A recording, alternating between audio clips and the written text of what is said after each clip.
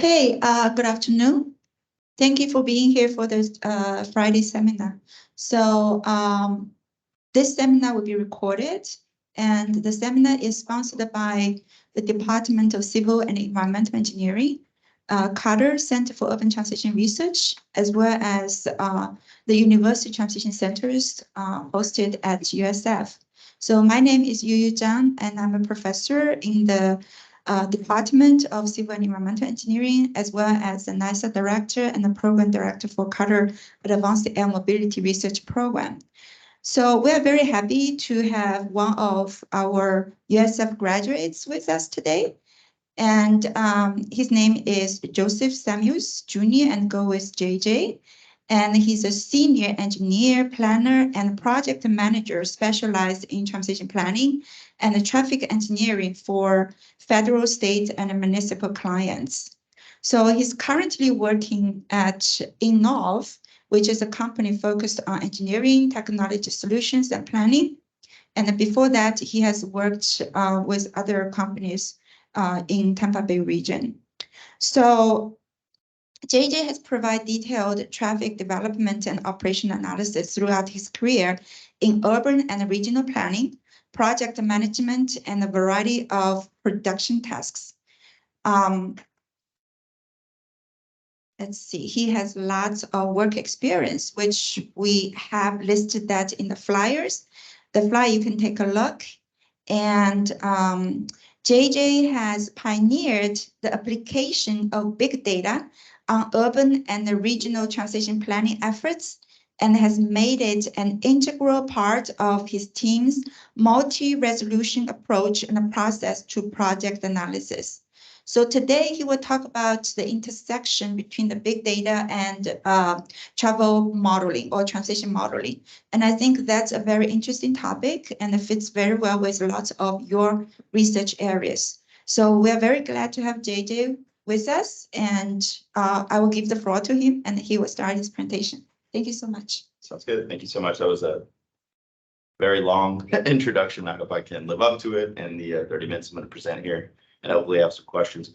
Throughout this, though, feel free to interrupt me if you guys do have questions. I don't mind. We can talk through things. I'm happy to do that. What I'm going to talk about is just kind of like what the future looks like, because right now, a lot of what we've been doing, it's been very similar for roughly the last like 50-ish years. A lot of the methodologies you're learning are stuff that were pioneered in the 60s and 70s and kind of lightly innovated on throughout time. But now, of course, as you guys are all aware, GPUs and big data warehouses and cloud computing have kind of changed that. Instead of being limited on the data that we have access to, we now have the ability to not only harness that through APIs in a variety of different ways, but also the ability to compute that and use that without having to maintain our gigantic computer infrastructure server system. So that's what we're going to talk a little bit about today, is like how, as a traffic engineer, trying to solve a simple problem, do you apply that kind of information? So just kind of talk through the agenda real quick. We'll go through who am I? That gave me a really nice introduction, but I'll cover that a little bit more about my qualifications, talk about my company, the Innova Partners. And then in the presentation, we'll walk through plan engineering, traditional data approaches, the case for big data, some innovative data approaches, and where we can go from here, and then just have a general discussion. This is me. It's my information. I have 13 years of experience as a traffic engineer. I'm a PE and a PTOE, meaning that I'm a licensed professional engineer as well as a professional traffic operations engineer. Speaking to my knowledge of signal systems, design, and the way that the transportation and traffic engineering systems all interact. I also have a bachelor's and a master's, both from USF, and I'm also a Qatar alumni, so for both my undergraduate and graduate programs. I imagine most of the students here are involved in some way, but if you haven't heard about Qatar or worked with any before, I highly recommend reaching out. They're a fantastic organization. Again, I work for the Innova Partners, and I'm their traffic engineering and planning leader. So Innova, we are a data and technology solutions company. So on top of doing traditional traffic engineering, we also specialize in data applications, web developments, GIS applications, like actual implementation of big data, not only on traditional infrastructure projects, but beyond that, trying to help decision makers better understand their data, empower them to make better decisions, and develop custom applications to achieve that. We do work for local and state agencies, as well as throughout the country. We've supported other clients in these efforts. Of course, pre-quals, we can do a ton of different things. This is just kind of our registration. We are a small business, which is what the DBE certifications are for, as well as really specializing within the operation studies, corridor studies, planning studies, and data application. So what is a play engineer? It's a fun term, and just keeping with the theme of big data and machine learning, I asked ChatGPT. ChatGPT told me exactly what I wanted to hear and told me how great I was. I've never been called a maestro in my life, but it defines it. One of the definitions is a data savvy maestro capable of navigating the complexities of long-term strategies and the intricacies of technical implementation, all while leveraging cutting-edge data analytics. While again, a little bit grandiose in terms of what we do, it's true. It's the ability to not only understand the technical expertise required by an engineer to make a decision and apply something, but also understand the policy implications and who you're impacting by making those decisions. This graphic kind of sums it up nicely. Planning is full of broad ideas. There doesn't always have to be an engineering solution behind an idea. You can throw spaghetti at the wall, test a policy, test a micromobility, go out and experiment. While engineering is much more prescribed. We have manuals we have to follow and procedures because our stuff is stamped. We take responsibility for what goes out in the field, but there is room for both. One leads to the other, and separating those two kind of can lead to a communication disconnect. Whereas if you make yourself a little bit more rounded and you become a planner and an engineer in this combination, you can understand the policy and understand that while I grade separated this intersection because there's so much demand, I've now bifurcated the community. Like these are the kind of things, it's the right answer, but is it the right answer for everyone, right? There's a difference between being read on paper and right in application. So what do plan engineers do? And it is overwhelming at best, right? These are just some of the different types of things that we do, intersection corridor design, interstates versus system planning, safety analysis, TSM&O applications, planning, we help develop policy, forecasting, what's going to be on the roads, what are you going to build in 2045 and why, data collection, multimodal accommodations. People ask you where transit routes should go, and you have to be confident in that. Traffic simulation, there's a variety of softwares you're expected to also be an expert on as well.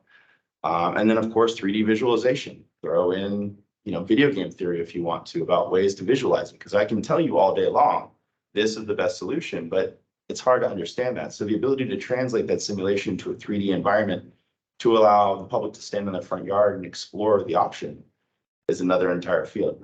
Not everybody has to do all of these things. I will openly admit I'm a little crazy to do all of this. It spreads you thin. There is a lot, but any one of these fields has a ton of opportunity in it, particularly given like the data-driven future that we're really kind of moving toward. So let's go through a scenario here and kind of talk about what I'm talking about. Really simple. What this is not going to do is go into wild detail. I'm not going to give a PhD dissertation about how to apply big data. I'm going to talk about practical application, talk through some of the challenges of the master plan for data bill, and just kind of how we could work through that and how we could implement and make what we already do today better by implementing things like big data. So let's go through what their objectives are. So data bill comes to us. We're an engineering team. They have a couple big objectives. They want to understand their system-wide performance. They want to identify intersection improvements along with that.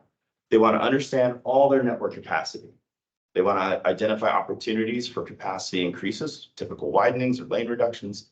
They want to identify the impacts of road diets on this traffic circle segment. They also want to explore multimodal accommodations. They want to put in a transit route.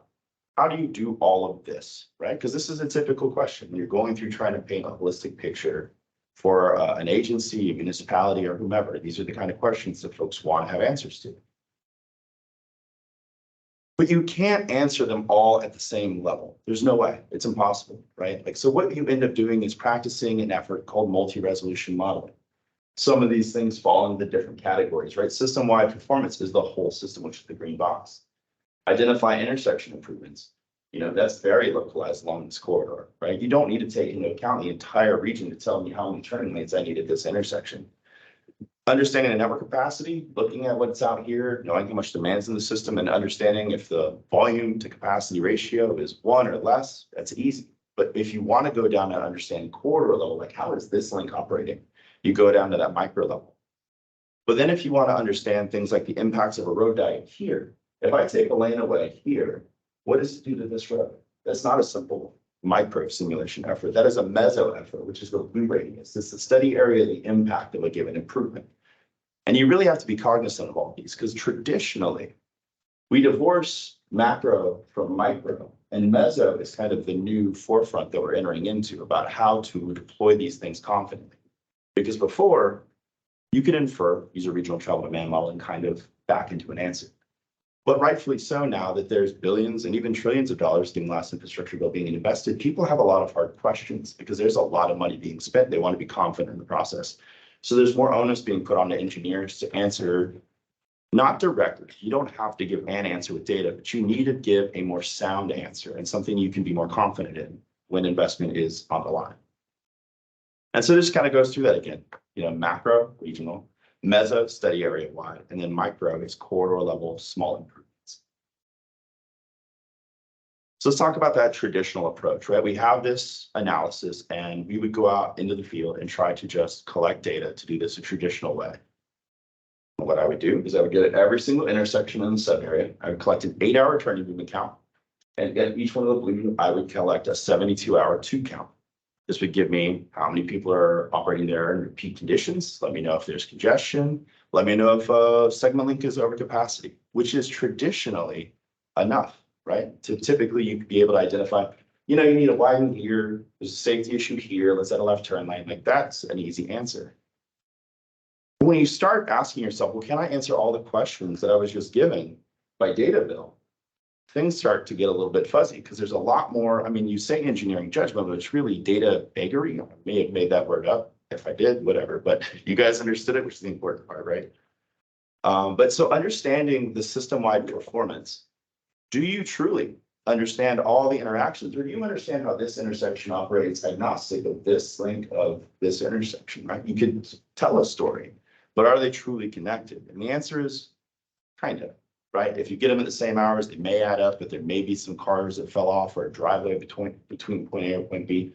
So there's some challenges there at that macro level. Identifying intersection improvements, of course. Every intersection in here is inventoried. We can definitely tell what the problems are. We can pull out safety data and make some recommendations. Do we understand the network capacity? Again, kind of. We know every single spot capacity check in this entire system.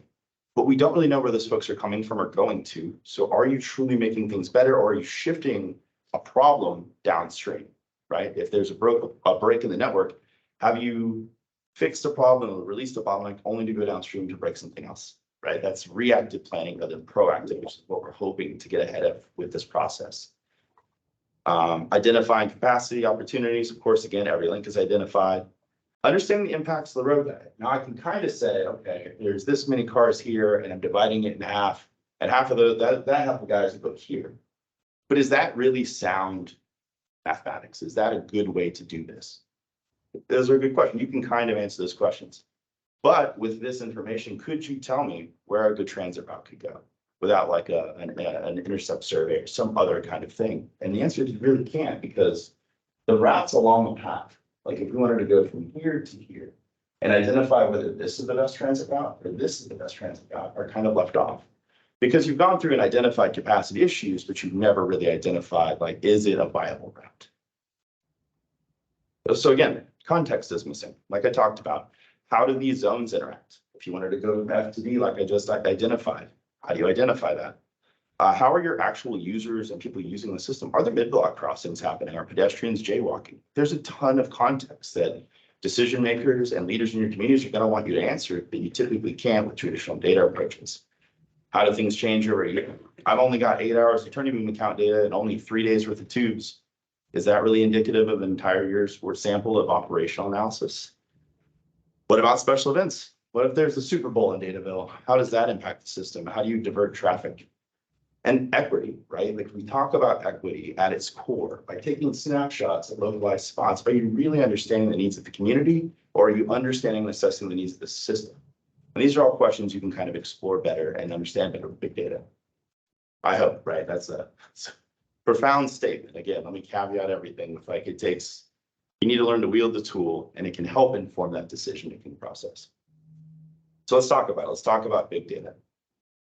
So in my experience and what I use 4 major types of big data. I use gates, high frequency trajectory data, synthetic data, and then passive detection data. So gates. So traditional gate data is place gates along the system. And it can kind of tell you how many folks travel from, say, A to D. So you have 2 routes to get there. And we can say, well, X people started from A, they crossed this point into D, so we can kind of guess the OD. That's gates. It can provide OD information. It's easy to use. But a challenge here is it lacks the assignment context, right? I kind of guessed that, okay, if it goes from here to here and from here to here to here, that I've guessed my route. Well, what if it was a more complex system? How many of these gates would you need? That's an inherent challenge in trying to collect data like this, because as the network gets more complex, inferring that takes more and more and more inference. On something like an interstate, great. On something like an urban grid, it's challenging to apply.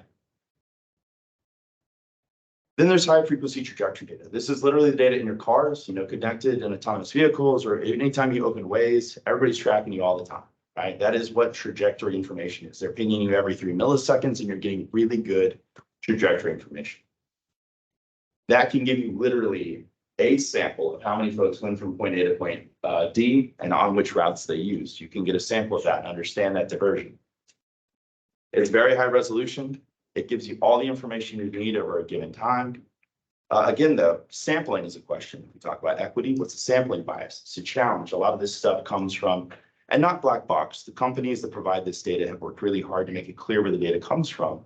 But there still are concerns about cell phone ownership, about connected vehicle ownership. Is it really indicative of the population on your system, or are you biasing it based on some socioeconomics? These are our questions, but you do have to weight it. It is a sample that they provide, and you can provide a weight to it to make it indicative of a given day.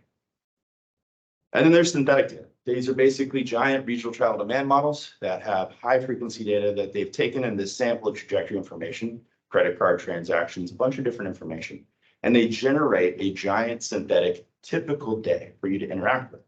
You can go through and see all kinds of information within the system. The weighting is provided. You can get a hard answer about exactly how many people on a day go from A to D on either route.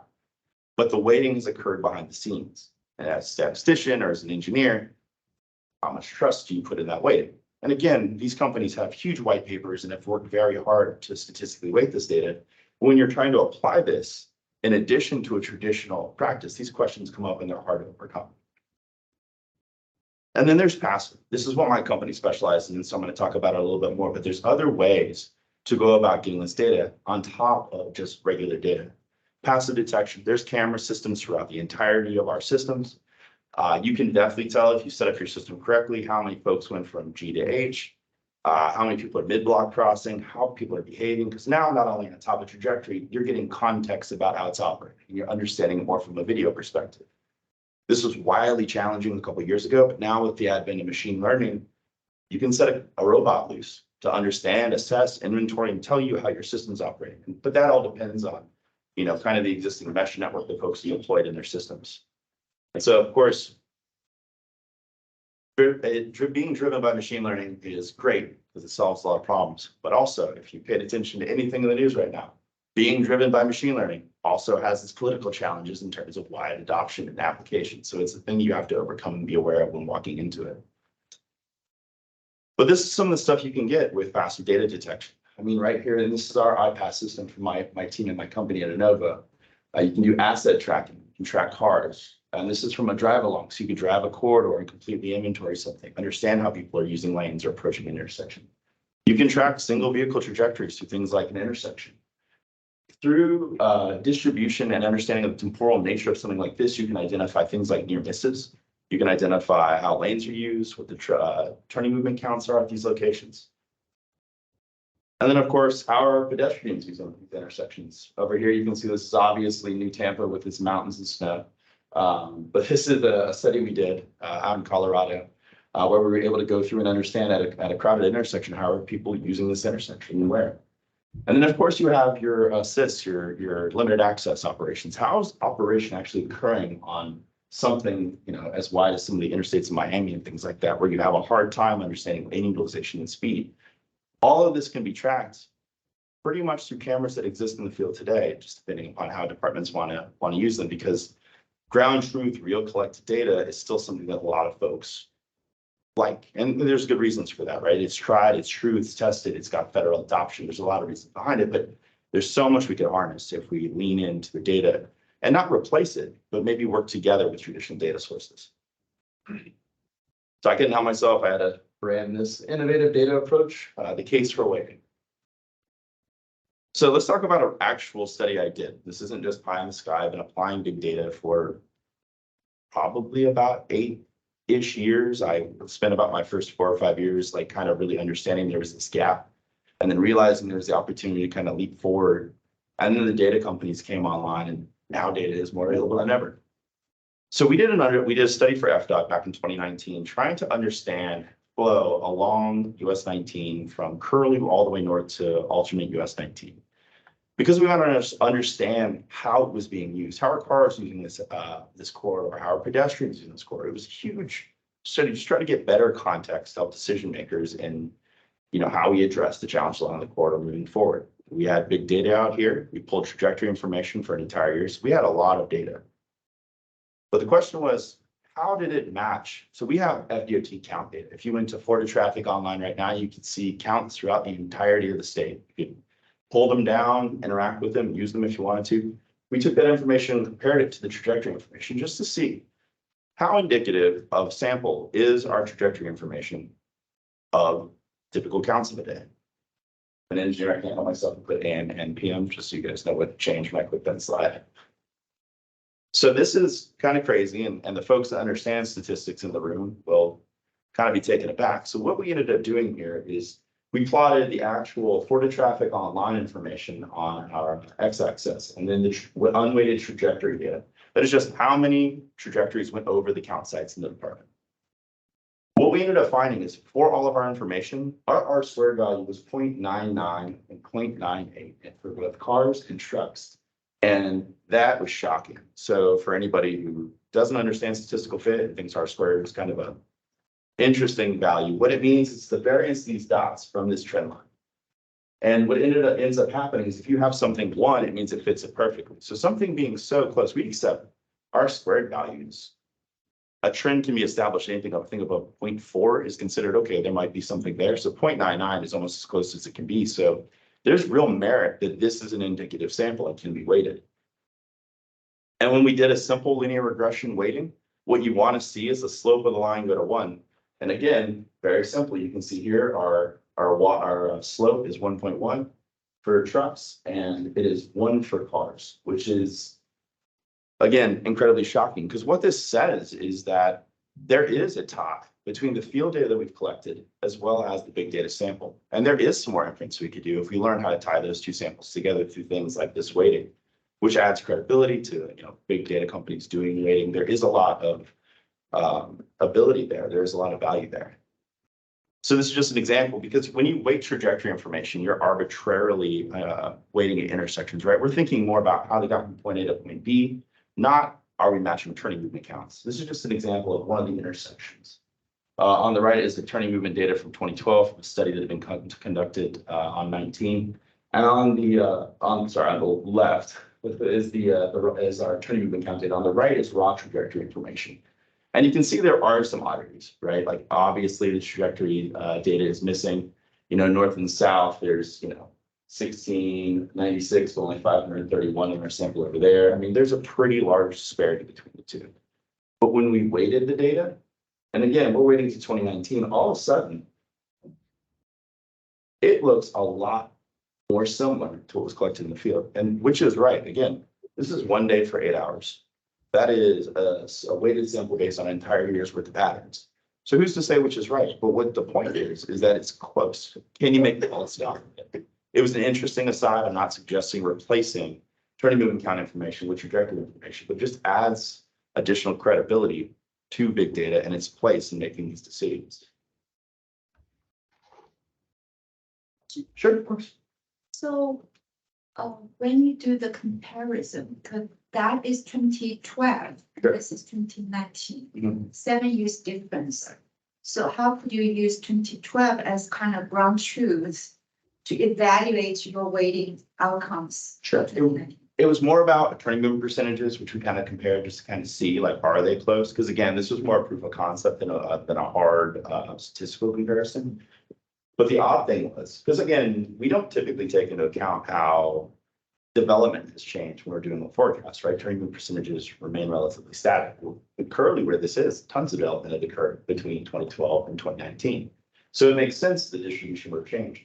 If you just take the approach information for the weighted trajectory information, the growth per year is about 1.2%, which is really, really eerily aligned with what was experienced in Pinellas County. And so what we did was we weighted to the 2019 FTO data, and this is just what fell out the other side, which was, again, these are more of a looking behind the curtain and seeing some of the implications of this are what were really impressive to us at the time that we saw this. So using a ground truthing, it's more just a point of comparison to say there may be something actually here. So back to my original point, right? So we base all of our discussion on all of our alternative development right now off of traditionally 8-hour turning movement counts and 72-hour tube counts. Typically, the argument against big data is sample. You're sampling somewhere between 15 to 30%. Like if you're on a good big data set, depending upon the road, it can be lower than that. But still, if we really think about it, we're objective about it, over the course of an entire year, an 8-hour turning movement count only represents about 0.09% of the actual things occurring at that intersection. But yet we're very confident in it. Same thing with tube counts. They only represent 0.82% of what's actually out there. We're super confident in it. But when you have a trajectory data set that can sample, say, 10% of cars and 20% of trucks, you're still doing that 24/7, 365. So which has more credibility? And I think ultimately what my approach is they both do. They both have places together that you should never replace, but I think that they can be part of a complete picture. So where can we go? That's the big question here. What do we do with this information? Big data is not a silver bullet. I think one of the issues we run into as data scientists, as engineers, is we like to say, the OD says this. We absolutely need to put our access egress for an express lane here. And when that fails, the credibility then of that data set or that approach takes a massive hit. It needs to be part of a larger discussion about the context of the corridor along with this information is the best way to approach it, at least in my experience. Like any good tool, though, you need to learn how to use it. Anybody, any analyst can go through and pull down an Excel file and tell me the origin destination between point A and point B. Understanding and bridging that gap about what does that mean is that plan engineering aspect, right? That important inference about making a decision that matters for a community. So again, big data has real merit, at least in my experience. And based on the data that I'm seeing, we're seeing real opportunity to answer all those questions we talked about with data build. Like it provides more context. Now I do list a couple of things here. There are procedures. The process we used was ODME, the squares regression to yield that along the corridor, which in micro simulation is a technique used to fit trajectory data to field counts by iteratively working an OD matrix based on a seed from the trajectory information. The reality of it is, though, if you have a spider web of information, there's literally only so many combinations of big data ODs that could yield the turning movements found in the field for a given day. So there is a right answer, or at least a few answers you could explore. Now, Mark Easley was in here last week. He's a good friend of mine. We worked together for a long time. He always likes to rib me, though, and always says, if you don't like these numbers, I have others. He's like, that's the classic traffic engineering kind of trope. And it's true, right? Because it's not an exact science. And I think that is incredibly important. But what is important is, and again, silly joke, I know, but you have two scientists looking at a tiny elephant wondering either it shrank or we grew, but that's not the problem. Like, what is even happening in this picture that led them to even get to that? There's so many more questions that need to be answered rather than this really simple understanding of what's going on. So again, we'll go back to Dataville and look at the master plan approach again. So right now, based on what we've talked about, you can provide all that context. You have all of this coverage. You can understand all the different needs because you've combined all these data sets to provide not a complete picture, but at least a really informed picture about what's going on in a system for decision makers to go through and assess. And that will inform models that better allow you to scenario test and better understand how implementation strategies can be deployed, order of projects, prioritization. There's a bunch of stuff that can be done if the ground data is really, really strong. That, I'll open up for questions. I do thank you all for your time. I was just a lot, but I do really appreciate it.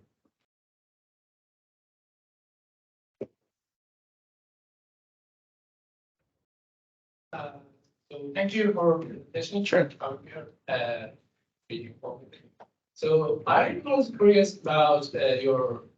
So you use exporting data from videos and get the data.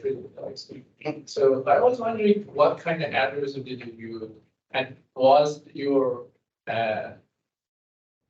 analyze real time or you just work on the videos? Sure. So not to give the typical technology answer, but we have a proprietary algorithm, right, that goes through and does that. It is machine learning. We have trained our own model to go through and identify these different systems.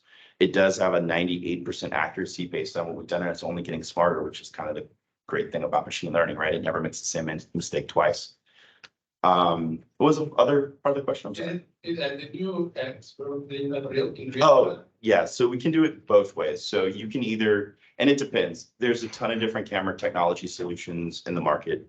Our approach, though, is to go vendor agnostic. We can use any camera and just kind of tailor our processing, given the lighting solutions or whatever the camera's perspective is, and then can kind of help work through what the analytics are. It can either be a live feed working into like an Amazon environment to provide real-time information, or you can download files and provide them to us for analytics. We've done a couple of those things for various offices, including central office, to assess things like vehicle classification, particularly freight, axle counting. We did some studies for EV vehicle penetration. So there's a lot of different applications for it that we've done in the field. Sure. So when you talk about EV, how did you distinguish that? Do you use the infrared, or how you separate the EVs from other types of vehicles? Sure. So when you're doing computer vision, you have the advantage of being able to basically teach 3D space to a computer, right? So it essentially is, think about whenever you get a general answer. I know it's a bit simplified here, but we think about every time you answer, like point at all the cars in these images whenever you get a reality check that I'm not a robot and a password thing. You're teaching a machine to identify an item in various perspectives. So for EVs, in a variety of perspectives, run that against what you're seeing in the video, and the algorithm is able to identify this is a Tesla, this is a Rivian, this is a insert other EV manufacturer here. You're fine. First level to quite fast capital. Okay. Okay. So are you saying, sorry to kind of, are you talking about the different types of vehicles have different shape or different features? Actually, that could be.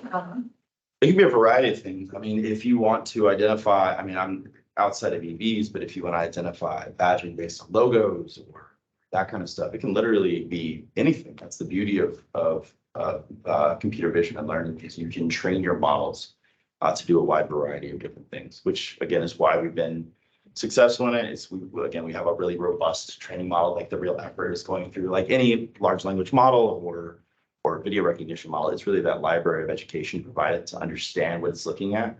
And that's what we've done. We've trained it hundreds and hundreds and hundreds of hours to understand this is an EV. Any other questions from audience, and also from for the online? For online audience, if you have questions, you can either put in the chat box, or you can unmute yourself and ask a question directly. Any other questions from audience? I have a question.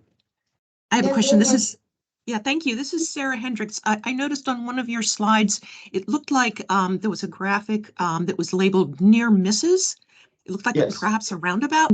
I'm curious, how do you specify the criteria that would define a near miss? Sure. Check out this this graphic here. Yes. So in center line of image, so as computer vision of any kind identifies an object, it gives itself a center point within that image. As you have temporal data of those center points coming within a certain proximity of one another, you can infer based upon their proximity and time a near miss. So that's the way you would infer that with computer vision. Okay, thank you. I don't know where I should look. I'm sorry for not looking at it. All right, thanks, Dara, for your question. Any other questions from audience, both in the room and also online?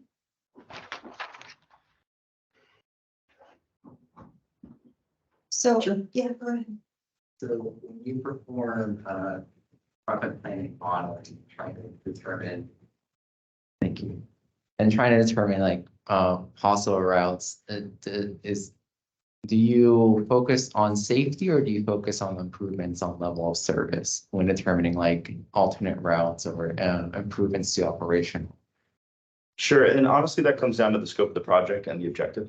You know, if you're on a corridor, so say for I think it's 78th Street, Hillsborough County, going through exploring road diets on a corridor like that in the Palm River View area, absolutely, right? Like we want to look at parallel routes because we want to do is say, okay, we want to make this corridor safer. We would like to, you know, hypothetically take away a lane, reduce crossings. Where will they go? Because the demand is still there, right? They're going to take a different path. And so the answer in those contexts is absolutely. But again, a study like that is the purpose of it is a road diet with the intention of safety. When you start looking at limited access, of course, safety is always a huge consideration when we're going through and doing that. Parallel routes do come into play, but you oftentimes, because we are improving design on something large, you're solving those safety things because you're being proactive in that approach when you're building something new. So it really depends on the context and your objectives.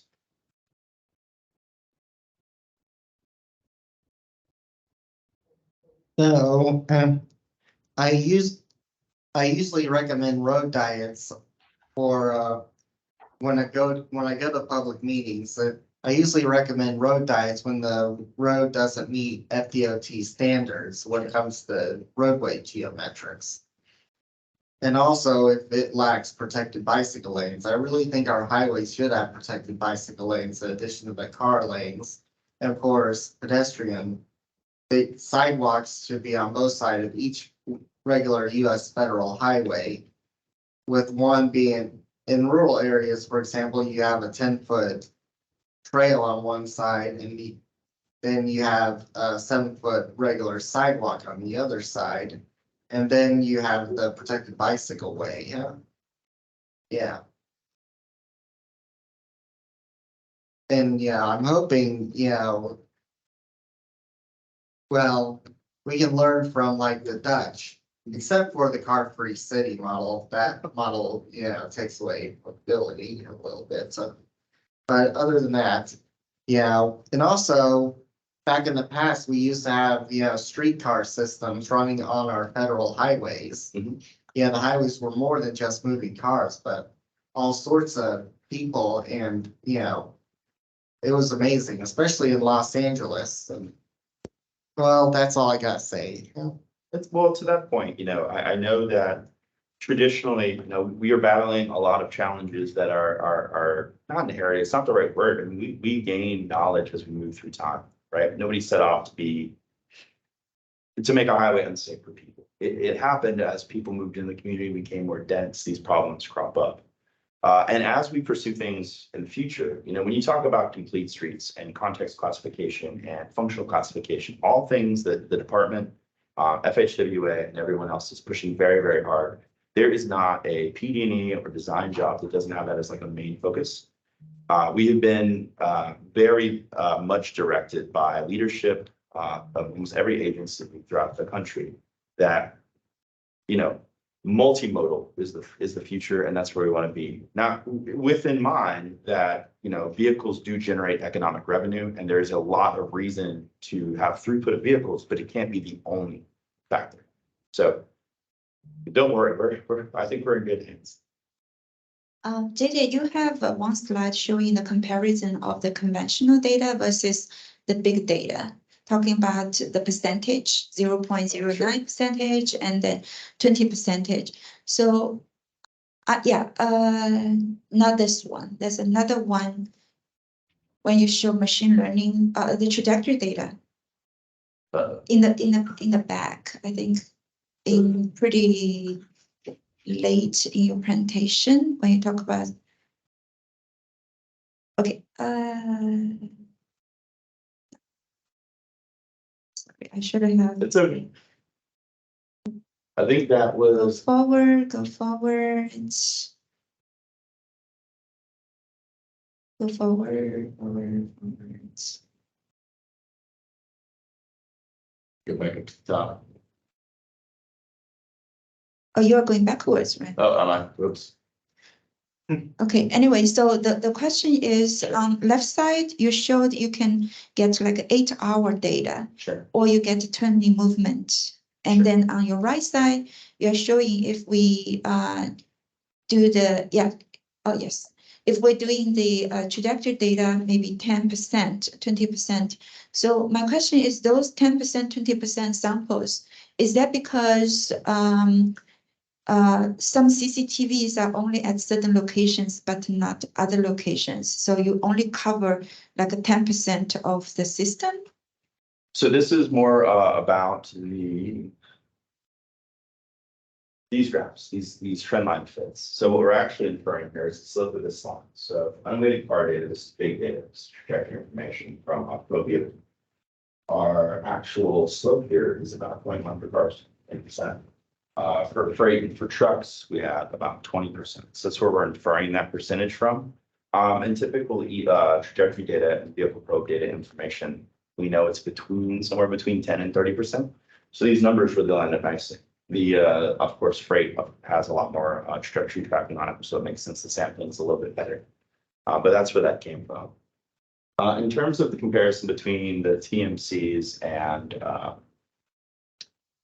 that trajectory information, I think, so it's interesting, right? Because you will get a TMC from trajectory information or sampling at 10%. Does that infer that I can pull a turning movement percentage from this? The answer is no, because we aren't weighting a turning movement count. We are weighting a trajectory over distance. And that may cross multiple count sets and maybe weighted different. So different movements, different trajectories may change, which would ultimately change what a synthetic turning movement count would become. So it's not, you can't directly compare turning movement counts from or trajectory data from big data to generated teams.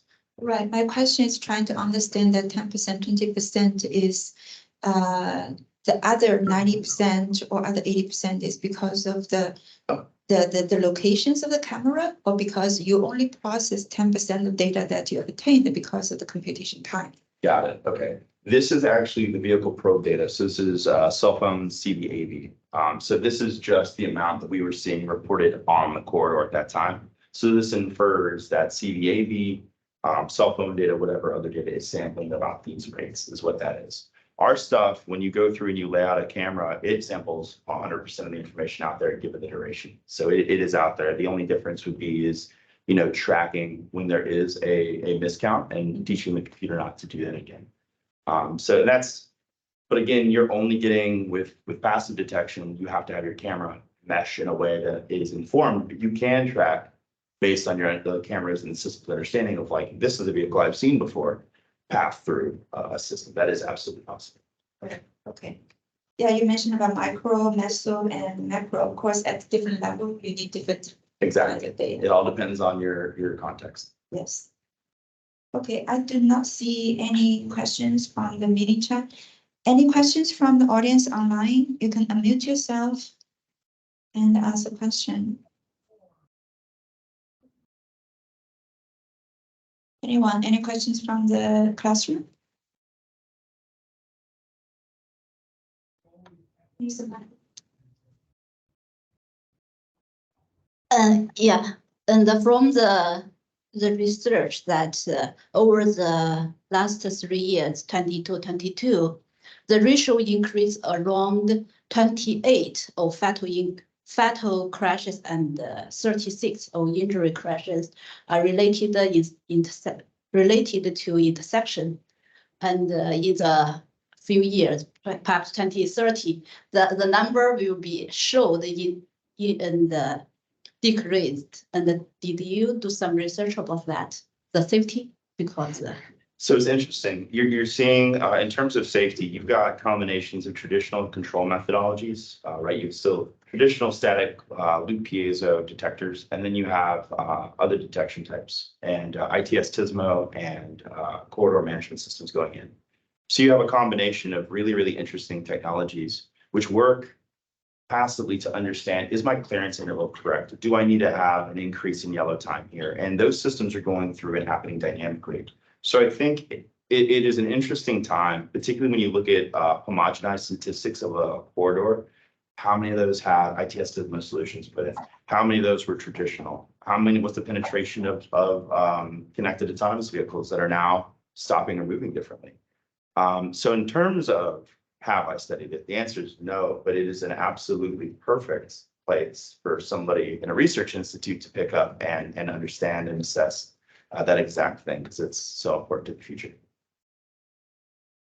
And for your information, JJ, actually at Carter, we just started a new program, research program, focused on the safety and the human behaviors, etc. Perfect. So Dr. Brad Mannering from the executive director actually is heavily involved in that program, and including Dr. Ling's program as well as Dr. Chang Li's group. It's really cool. Yeah. So JJ, you graduated from USF and you went from kind of entry level planner / engineer to now you become the partner and you have good reputation in the field. So do you have any tips for the students either in the classroom or online about to find the desired ideal job, or find a job and find the ideal job, or grow the career? Do you have any suggestions? Yeah, I think I do. Honestly, I think finding what you actually care about is a really important aspect to this, because there is such a human element to what we do. And finding something that actually speaks to you is such an important part of what you decide to do as you graduate, what career you decide on. I would be a terrible designer. I do not want to sit down and do microstation, but some people absolutely love roadway design and bridge design and that whole aspect of the profession.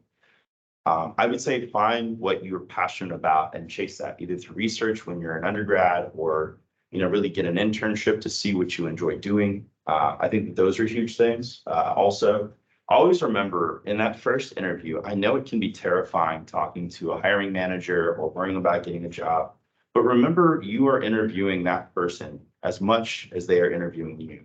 The most valuable thing you will have in your entire life is your time. And you're going to give that to this person for a job to do a thing that you're passionate about. And just make sure that you're comfortable that exchange is something that you're happy with, and that person is going to cultivate and take care of that time. Those are the two most important things. Be passionate about what you do, and also respect your time and make sure that you're working with people you appreciate and enjoy working with. Those are the huge, huge things to keep in mind. All right. Any other questions? Yes. This is basically a follow-up question to the last question. So how did you gain the experience you have now with the modeling software you use in your job? So a little bit of story time. I got lucky. I was studying as a research assistant at the University of South Florida doing my master's degree. I actually entered the job market during the Great Recession, so there are very few jobs out there. And I took a job as a designer, and it was challenging. I was not super happy because I was studying with at the time Dr. Abdul Punjari, Mike Manis, Dr. Manis is the person who took that role, doing explorations and changes in socioeconomic data, and that's what I was passionate about. And sitting down doing centerline files and doing design just wasn't where my heart was. And I'll never forget, I was in an elevator and I met a planner who was just working at the same company I was. I said, "Oh, what are you doing?" And I explained to him I was in design. And he's like, "What are you studying? What's your thesis in?" I explained to him that. He goes, "Well, you are on the wrong team." So don't be afraid to explore that as well, right? It's okay to jump. And people are, if you're in a place that's going to cultivate you, they'll make sure they're using your talents the right way. So that's how I ended up planning. I actually ended up mentoring for a very good friend, Chen Yu Liu, who introduced me to travel demand modeling practice. And yeah, I loved it. And I found out that's where I needed to be, and I've kind of kept chasing that.